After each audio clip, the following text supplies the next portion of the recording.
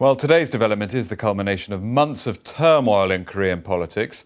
At the heart of the drama lies the close friendship between President Park, who took office in 2013, and a woman named ㅁㄴ낳.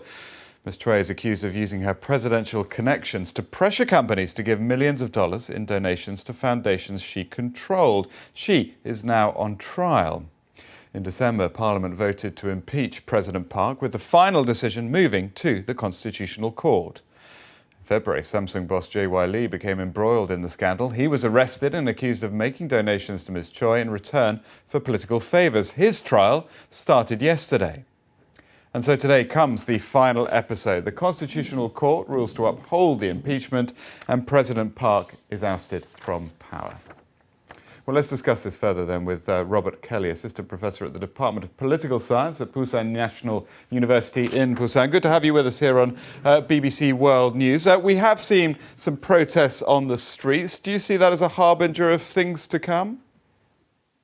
No, not really. The polling data has been running pretty strongly against President Park for a while.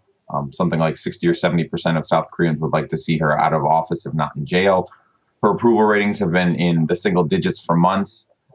There's pretty strong national consensus that she should no longer be president. What you're seeing on the streets now really are the diehards, people who see in her father, who they see as bringing Korea out of poverty into modernization and development. These are diehards. I would imagine within a week this will be over on the streets.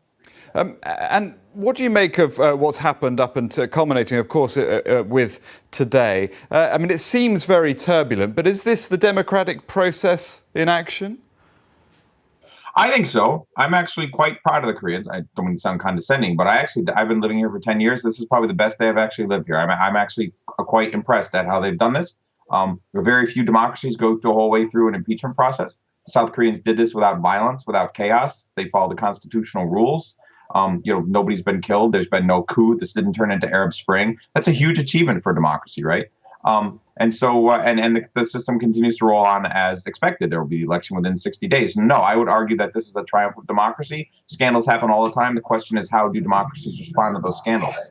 And what will it mean for the wider region? I think one of your children has just walked in. I mean, shifting sands in the region. Do you think relations with the North may change? I would be surprised if they do. Pardon me. Pardon me. My apologies. What's this going to mean for the region? My apologies.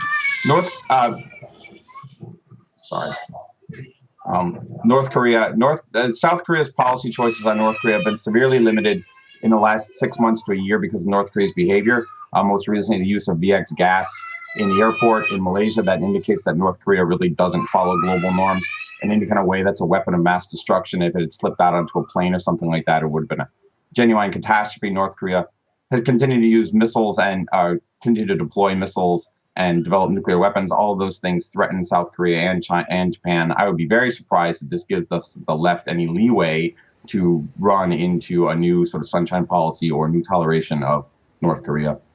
Robert, many thanks. That's the first time for everything. I think you've got some children who need you. Robert Kelly of Busan National University, thank you very much.